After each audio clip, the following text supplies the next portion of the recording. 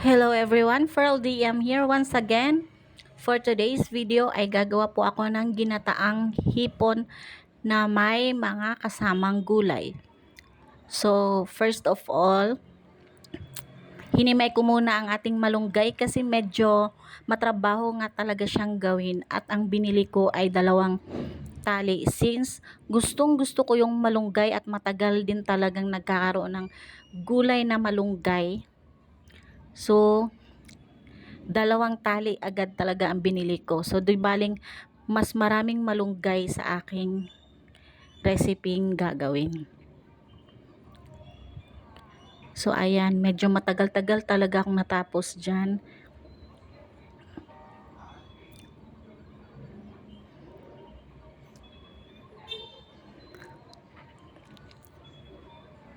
So, ayan na nga, hindi pa rin siya tapos. At ayan naman ang ating shrimp ay lilinisin muna natin. Tatanggalin natin ang kanyang dumi.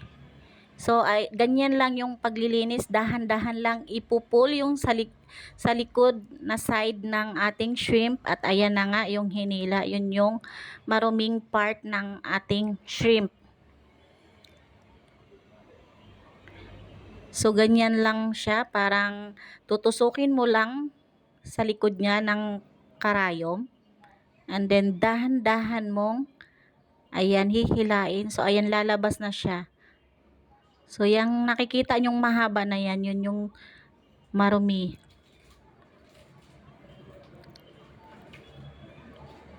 So, kailangan tanggalin natin yan sila isa-isa lahat. So, tiyagaan din yung paglilinis ng ating shrimp.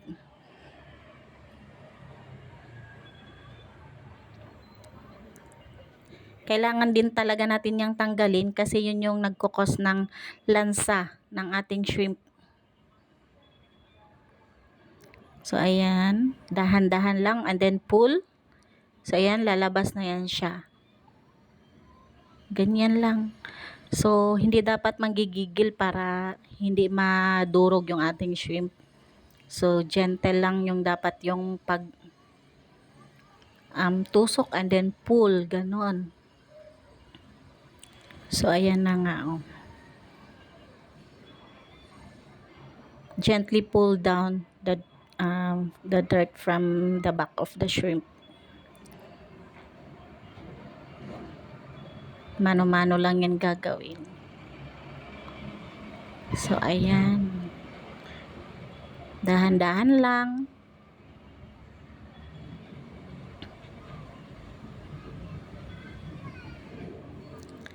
So, sa ano naman, another, ano naman natin, yung sa alimasag naman, yung pinaka-back part naman niya, yun yung, ay yung sa ilalim pala, yung sa may tiyan niya, yun naman yung dapat tinatanggal din yun. Kasi yun yung, ano, yung nagkukos ng parang panghi yung sabaw natin.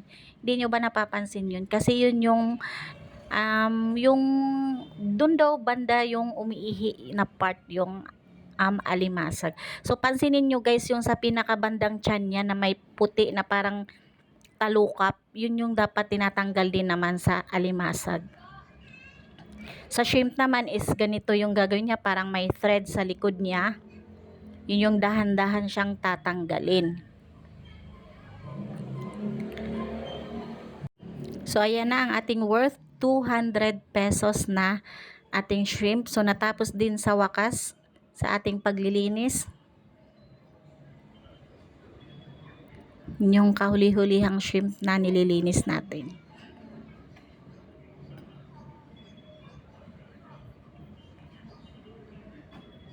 So, that's it. Malinis na siya.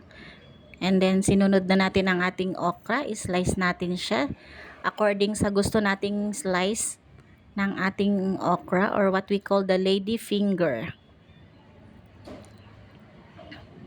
In other term of okra. So, ako paslant lang yung ginawa ko. Ganyan lang. Simple lang siya.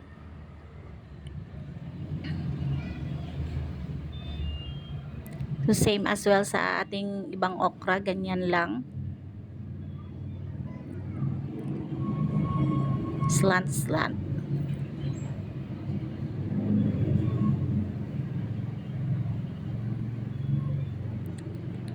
Then, the next one is ang ating kalabasa. So, hinugasan muna natin yan ng very light.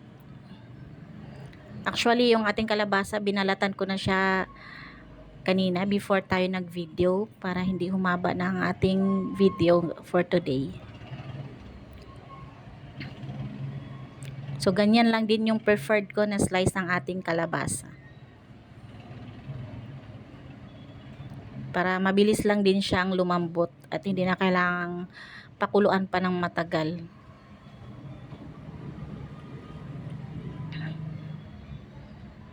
Niliitan pa natin siya ng bahagya.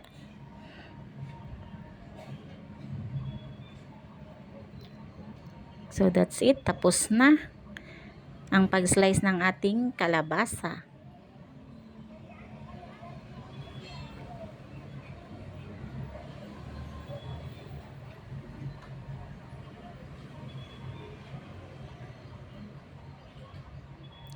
So, next one naman ang ating kamatis. Slice din natin siya according sa preferred na cut na ating gusto.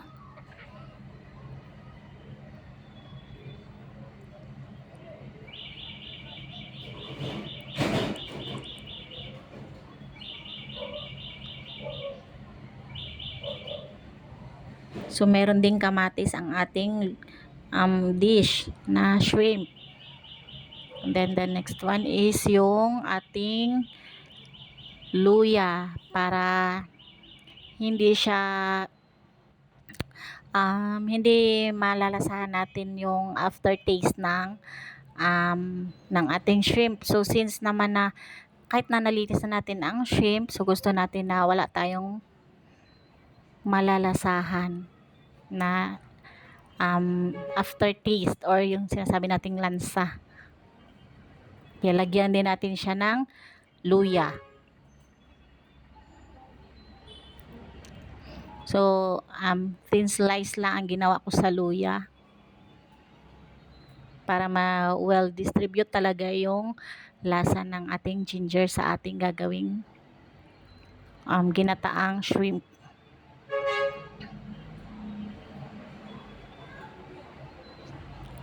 So, ayan, ganyan-ganyan lang siya, guys.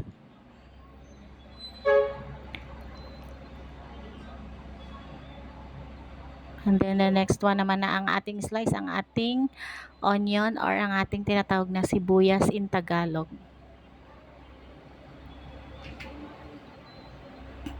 Sa Bisaya naman ay tinatawag namin yang Bombay.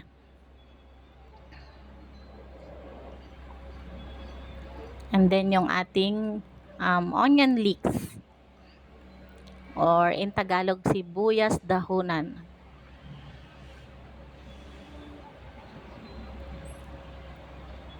Gusto ko rin siya lagyan ng ganyan para complete spices ng ating recipe. So, ayan, matatapos na ang ating pag-slice ng ating onion leeks.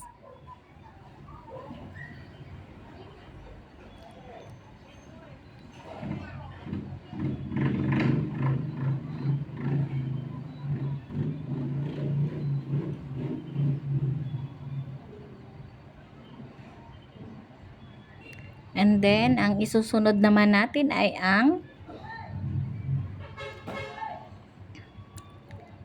ayan ang ating ingredients, ang ating kamatis, luya, sibuyas, onion leeks,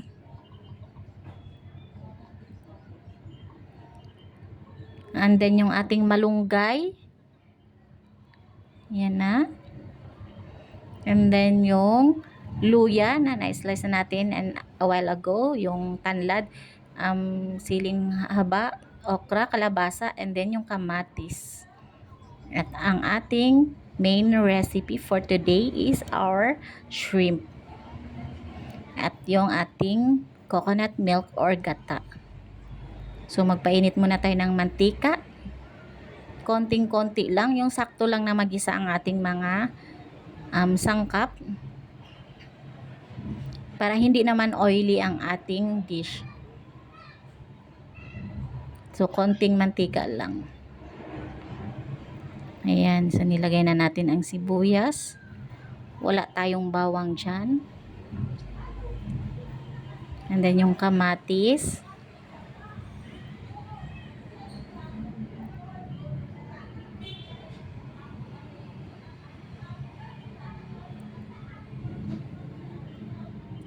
And then sinunod na natin ang ating shrimp. So kailangan lang natin siyang gisahin muna ang ating spices along with the shrimp bago natin siya lagyan ng ating gata and everything na mga gulay na isasahog natin. So ayan, halu-haluin lang natin hanggang sa magisa lahat ng ating shrimp.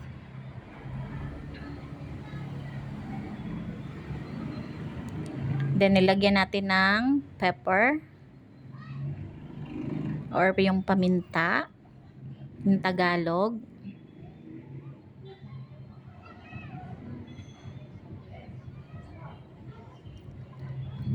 And then halu-haluin. So ayan na, nag-red, medyo nag-change na yung color ng ating shrimp.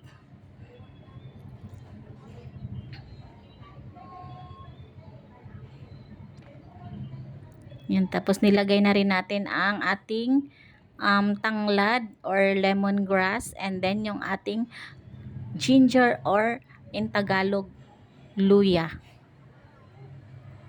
So same as well, paghalo-haluin lang din siya ulit.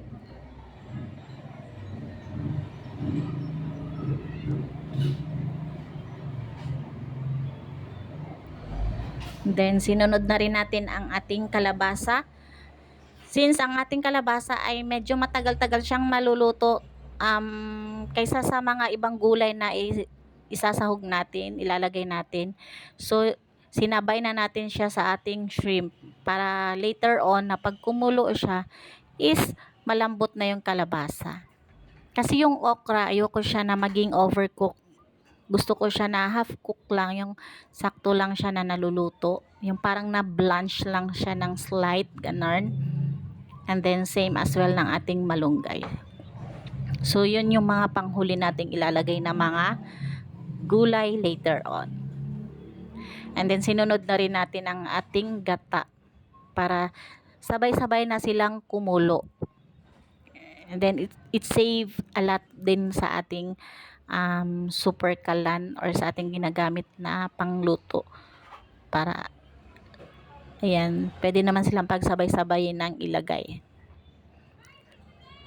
Habang inaantay natin siyang kumulo, so ayan na, nagkulo na nga siya. Nilagay na rin natin ang ating okra.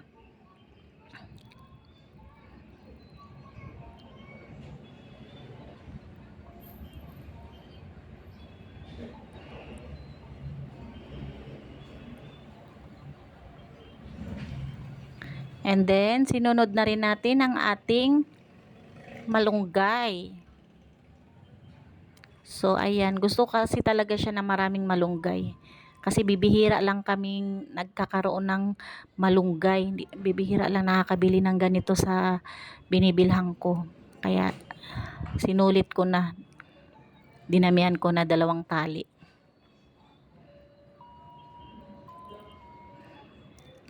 Kasi ang sarap din talaga ng malunggay.